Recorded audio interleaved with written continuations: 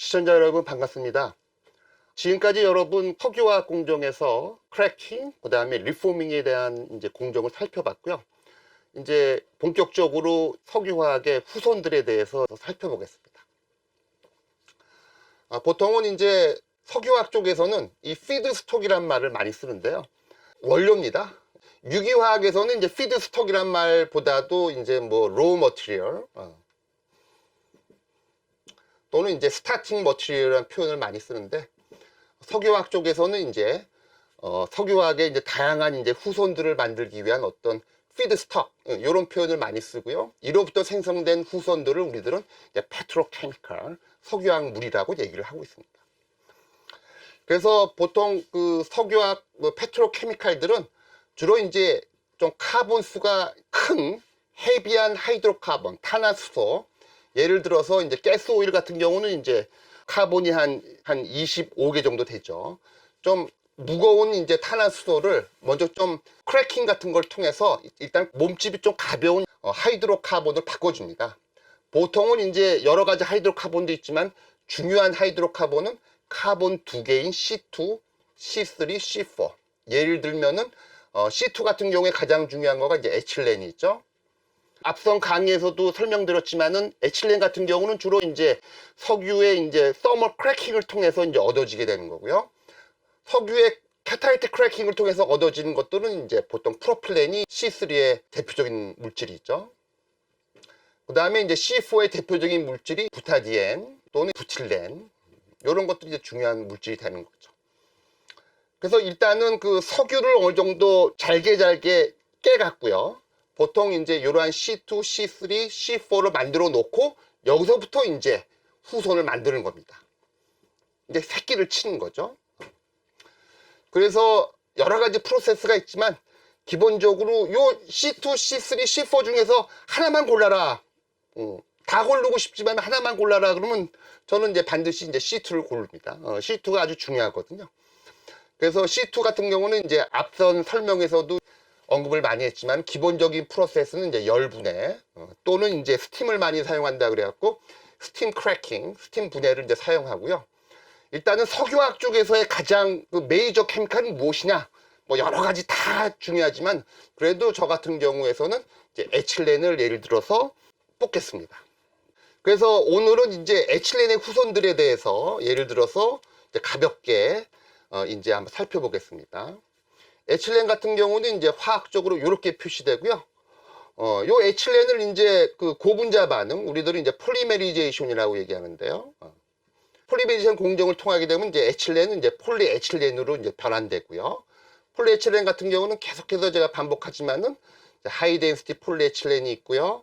그 다음에 로우 덴시티 폴리에틸렌이 있고, 그 다음에 LLDP, 리니어 로우 덴시티 폴리에틸렌으로 나눠집니다.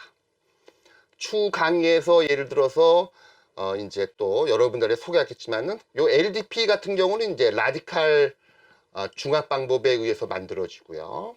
HDP 같은 경우는 이제 보통 전이금속 촉매를 이용한 이제 베이 중합에 의해서 만들어진 거가 이제 특징이 있습니다.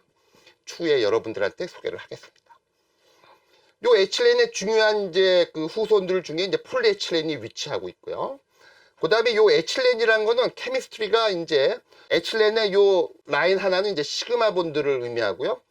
나머지 요 하나는 이제 파이 본드에 해당되는데, 보통 요 파이 결합이 깨지면서 이제 다양한 이제 유기학 반응이 이제 진행될 수가 있습니다. 보통은 이제 요 에틸렌에다가 물을 첨가하게 되면요. 물을 첨가하게 되면은 H 하나가 여기 들어가고 한쪽에는 OH가 들어가게 돼갖고 결과적으로 화학 구조로는 CH3, CH2OH라고 하는 에탄올이 생성됩니다. 보통 이제 에탄올 같은 경우에서는 소싱이 어떻게 되냐면은 천연 물질을 예를 들어서 발효를 시키면은 에탄올이 나오고요. 그거는 우리들이 이제 식용으로 이제 사용하고 있지만 보통 그 공업용 에탄올 같은 경우는 대부분 다 에틸렌을 물을 첨가한 반응에 의해서 에탄올을 만들어서 이루어지고 있습니다.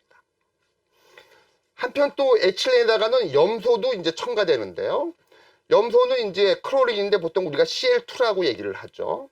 바닷물에 있는 소디움 클로라이드를 이제 전기 분해를 하게 되면은 우리가 이제 크로린을 얻게 되는데요. 요 Cl2 같은 경우에서도 요 Cl 두 원자가 요 더블 본드가 깨지면서 양쪽에 ClCl이 들어갈 수가 있어요. 결과적으로 요런 구조가 생기는 거죠. 요걸로 우리들이 명칭할 때 보면 에틸렌 다이크로라이드라고 얘기를 하죠.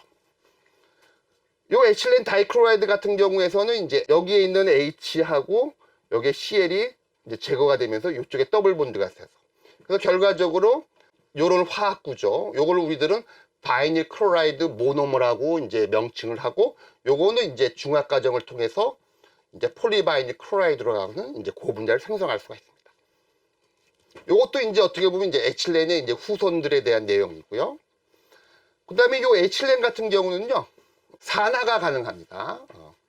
요 에틸렌 같은 경우에 산화가 되면은 이제 에틸렌의 산화가 되면 이제 요런 구조가 이제 생성되는데요. 요걸로 우리들은 에틸렌 옥사이드라고 얘기를 하고, 요걸로 이제 우리는 화학적으로 약자로 EO라고 얘기를 많이 합니다. 요 에틸렌 옥사이드는 이제 물하고 이제 반응을 해서 요게 바로 이제 요런 구조의 에틸렌 글라이콜이 생기는데요. 요 에틸렌 글라이콜은 요 자체로서는 이제 엔타이 프리저, 보통 이제 부동액으로 사용되기도 하고요. 요 에틸렌 글라이콜은 또 이제 다른 원료인 TPA라고 하는 테레프탈릭 애시드와 반응해 갖고 PET를 만들어지는 또 중요한 이제 원료가 되는 거가 바로 요 에틸렌 글라이콜을 얘기하고, 에틸렌 옥사이드를 EO라고 표시를 하게 되면은 에틸렌 글라이콜은 우리들은 이제 EG라고 이제 많이 표현을 하고 있습니다. 한편 요 에틸렌 같은 경우에서는 산화하는 방법도 가볍게 산화하는 방법이 있고요, 조금 세게 산화하는 방법이 있습니다.